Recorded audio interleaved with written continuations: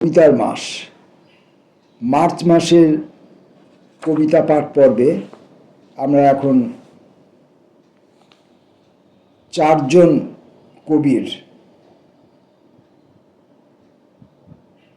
কৃতিমান কবির চারজন কবির দুটি করে মোট ৮টি কবিতা পড়ব। প্রথমে আমরা পড়ব সুভাষ মুখোপাধ্যায়ের কবিতা জয়মণি স্থির হও। এই কবিতাটি 3টি অংশে লেখা হয়েছে এবং অংশগুলি 1, 2, 3 দ্বারা চিহ্নিত। জয়মণি স্থির হও। আজ যদি তুমি আমাকে দেখতে, মনে পড়ে যেত পৃথিবীর সেই আদিম জন্ম বৃত্তান্ত। সীমাহীন শূন্যতায় ঘূর্ণমান এক জ্বলন্ত অগ্নিপিণ্ড কলকাতার ভিড়াক্রান্ত পথ ঠেলে সামনে এগিয়ে চলেছে। যেমন করে আমরা দেখি কোটি কোটি আলোকবর্ষ দূরের কোনো মৃত উজ্জ্বল নক্ষত্র। তুমি ভাবতে হয়তো পুড়ে পুড়ে ছাই হবে আত্মক্ষয়ী আগুন, হয়তো দাউ দাউ দাবাগ্নি শিখায় জনারণ্যকে পুড়িয়ে মারবে। দ্বিতীয় অংশটি, কিন্তু পৃথিবীর ইতিহাস অন্য। নিবন্ত আগুনের চিতায় জন্ম নেয় মহিমান্বিত জীবন। কাল সারাটা দিন আমাকে আলোড়িত করেছে এক স্বপ্ন। কোটালের বানের উত্তুঙ্গ তরঙ্গ শিখরে উঠে আমি দুহাতে ছুঁয়েছিলাম আকাশ। কে যেন ডেকেছে আমায়, কে? মিছিলের সেই মুখ। দিগন্ত থেকে দিগন্ত জুড়ে বাড়িয়ে দিয়েছি হাত। সে কি স্বপ্ন, সে কি মায়া, সে কি মতিভ্রম?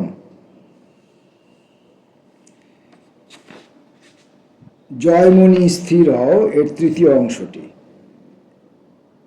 তারপরই বিদ্যুতের চকিত কষাঘাতে দুর্নিবার বেগান্ধ পতন।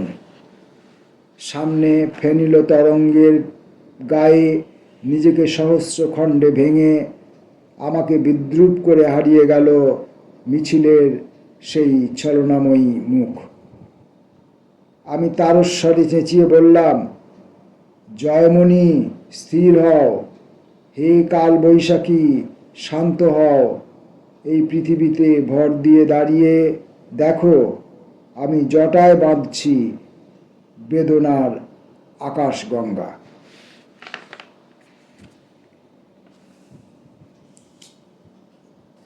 আমরা সুভাষ মুখোপাধ্যায়ের আরেকটি কবিতা পড়ব, লাল টুকটুকে দিন। তুমি আমার মিছিলের সেই মুখ, এ প্রান্ত থেকে ও প্রান্ত যাকে খুঁজে বেলা গেল। ফিরে দেখি সে আগন্তুক ঘর আলো করে বসে আছে পিল সুজে। দিনে দূরে ঠেলে দিনান্তে নিলে কাছে, ঠাঠা রোদ্দুরে পাইনি কোথাও ছায়া। নীল সমুদ্র পুড়ে গেছে সেই আছে চোখ মুছি। তুমি স্বপ্ন না তুমি মায়া? আমাকে কঠিন বাহু দিয়ে বাঁধো তুমি, গলুক বুকের অশ্রু জমাট শিলা। দাও তুমি ভালোবাসাকে জন্মভূমি, ঘৃণার ধনুকে আমি টেনে বাঁধি ছিলা। সারা দিন গেল, কেন দিলে না কো দেখা? ফুৎকারে দিক পৃথিবী আধার করে, বুঝি সেই রাগে ঝঞ্ঝায় একা একা এখনো বজ্র আকাশকে ছেড়ে খোরে। দিগন্তে কারা আমাদের সারা পেয়ে 7টি রঙের ঘোড়ায় চাপায় জিন। তুমি আলো, আমি আধারের আলবে আনতে চলেছি লাল টুকটুকে দিন। আমরা সুভাষ মুখোপাধ্যায়ের 2টো কবিতা পড়লাম। আসবো আমরা পরবর্তী কবির কবিতা পাঠে। পরবর্তী কবি তারাপদ রায়। তারাপদ রায়ের কবিতা আমার বিষয়টা। এখানে জমি জমার কথাই বেশি। এখানে খাজনা ও ক্ষতিপূরণ, কিছু বকেয়া দাবি ও ভুল হিসেব। মাঝে মধ্যে মেটো মানুষ ধুলো ভরা হাঁটুর উপরে কাপড় তুলে এসে দাঁড়ায়। আমার বিষয়টা কি হলো? এই রকম দিন যায়। জমি জমা, খাজনা, ক্ষতিপূরণের দলিলের ময়লায় হাত ভরে ওঠে। আমার বিষয়টা কি হলো বলে হাত জোর করে আমার নিজের আর কোথাও দাঁড়ানো হয় না। এক এক দিন এমন যায়, দিনের মধ্যে একবারের জন্য তোমার কথা মনে পড়ে না।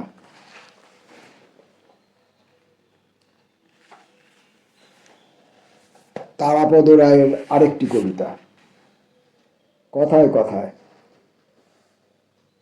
ছবির মতো আকাশ, আর আকাশের নিচে সে বোকা মানুষ যার কথায় কথায় চোখে জল আসে।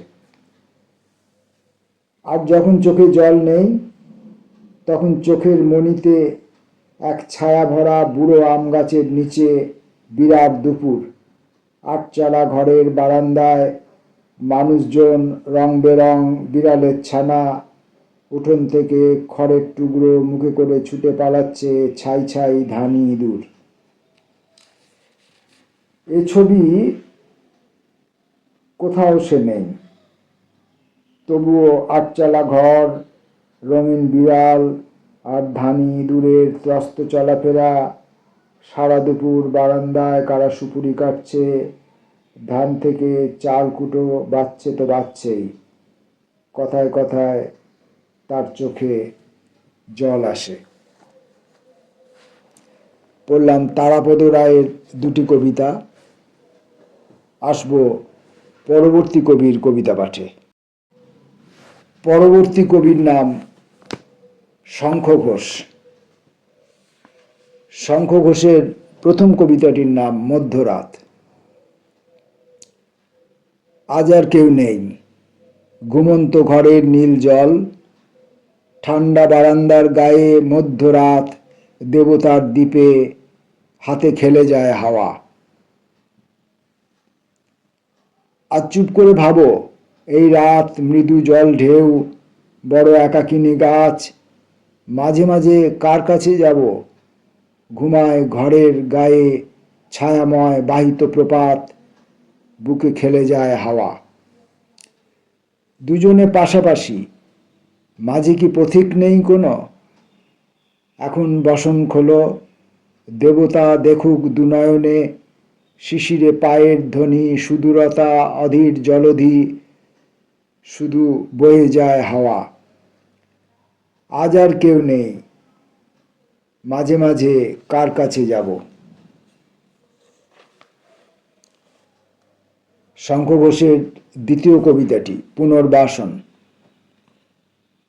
যা কিছু আমার চারপাশে ছিল, ঘাস পাথর, সরীসৃপ, ভাঙা মন্দির, যা কিছু আমার চারপাশে ছিল, নির্বাসন, কথামালা, একলা সূর্যাস্ত, যা কিছু আমার চারপাশে ছিল, ধস, তীর বল্লম, ভিটে মাটি, সমস্ত একসঙ্গে কেঁপে ওঠে পশ্চিম মুখে। স্মৃতি যেন দীর্ঘযাত্রী দলদঙ্গল। ভাঙা বাক্স পড়ে থাকে আম গাছের ছায়ায়, এক পা ছেড়ে অন্য পায়ে হঠাৎ সব বাস্তুহীন। যা কিছু আমার চারপাশে আছে, শেয়ালদা, ভর দুপুর, উল্কি দেয়াল, যা কিছু আমার চারপাশে আছে, কানাগলি, স্লোগান, মনুমেন্ট, যা কিছু আমার চারপাশে আছে, সরসজ্জা, ল্যাম্পপোস্ট, লাল গঙ্গা, সমস্ত একসঙ্গে ঘিরে ধরে মজ্জার অন্ধকার। তার মধ্যে দাঁড়িয়ে বাজে জলতরঙ্গ, চুড়োয় শূন্য তুলে ধরে হাওড়া ব্রিজ, পায়ের নিচে গড়িয়ে যায় আবহমান। যা কিছু আমার চারপাশে, ঝর্ণা, উড়ন্ত চুল, উদম পথ, ঝোড়ো মশাল, যা কিছু আমার চারপাশে স্বচ্ছ, ভোরের শব্দ, স্নাত শরীর, শ্মশান শিব, যা কিছু আমার চারপাশে মৃত্যু, এক এক দিন, হাজার দিন, জন্মদিন, সমস্ত একসঙ্গে ঘুরে আসে স্মৃতির হাতে, অল্প আলোয় বসে থাকা পথ ভিখারি।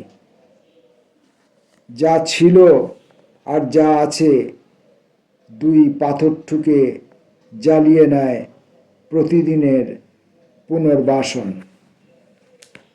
পড়লাম শঙ্খ ঘোষের দুটি কবিতা। আসব পরবর্তী কবির কবিতা পাঠে। মার্চ মাস কবিতার মাস।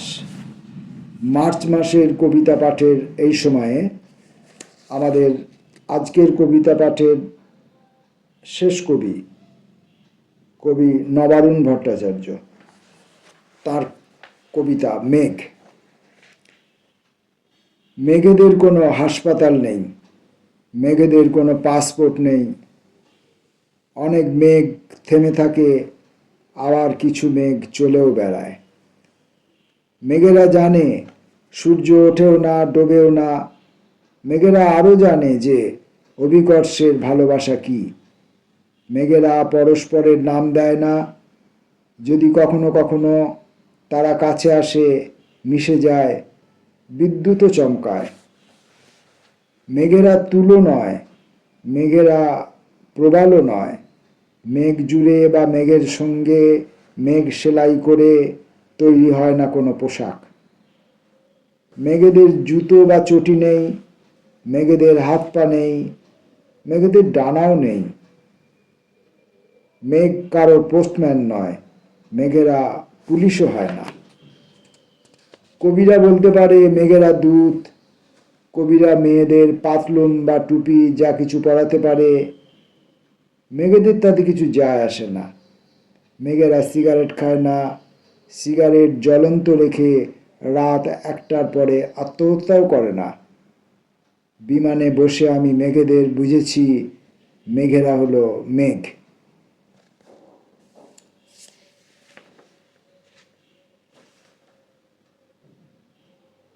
পরের কবিতাটি মুখে মেঘের রুমাল বাঁধা। ছেঁড়া জিন্স পরা ছিল, বৃষ্টির ঝালর জড়ানো ছিল গায়ে। কেউ আমাকে চিনতে পারেনি, কেউ ভেবেছিল স্টুপিড, কারো কারো কাছে ব্যাপারটা ঠেকেছিল ধাঁধা। আসলে কিছুই চেনেনি, মুখে মেঘের রুমাল ছিল বাঁধা। আমার কবিতা লেখা ছাড়া অন্য কাজও ছিল। রাস্তা, যোগাযোগ ব্যবস্থা, সেতু, টেলিগ্রাফের খুঁটি উড়িয়ে দেবার। এর মধ্যে একটা ছোট ছেলে বলল তার রোগা ভীতু ঘুড়িটাকে উড়িয়ে দিতে। ভাগ্যে কেউ চিনতে পারেনি। গাছ উপড়ে ফেলার অলিম্পিকে আমি একটাও মেডেল পাইনি, তাই কেউ ভেবেছিল বোকার হদ্দ। একটা মেয়ে বলেছিল ভালো, তবে বড়ই সিধে সাদা, মুখে মেঘের রুমাল ছিল বাঁধা। এটাকে আমি কিন্তু আন্দাজে আন্দাজে একটু ভাঁটা দিয়ে কবিতা লেখার কাজে চোখ উপড়ানো মানুষদের জন্য বুনতে চেয়েছি। আগুন দিয়ে ছুঁতে পারার গান, এমন করেই কেটে গেল দিনমান। ভালোই হলো চিনতে পারেনি কেউ, চিনলে যদি কেউ লাগিয়ে দিত, ধাওয়া করত পাহাড় থেকে বাধা। ভাগ্যিস চিনতে পারেনি কেউ, চোখের আকাশ বা সমুদ্রের কান্নার ঢেউ। ছেঁড়া জিন্স পরা ছিল, দুপায়ে আঁকড়ে ছিল কাদা, বৃষ্টির ঝালর জড়ানো ছিল গায়ে, মুখে মেঘের রুমাল ছিল বাঁধা। মার্চ মাস কবিতার মাস। কবিতার মাসে কবিতা পাঠের এই সময়ে আজ আমরা 4জন কবির 2টি করে মোট 8টি কবিতা পড়লাম। ফিরে আসব পরবর্তী কোনো ভিডিওতে আরও অনেক কবির কবিতা নিয়ে। ততক্ষণের জন্য নমস্কার।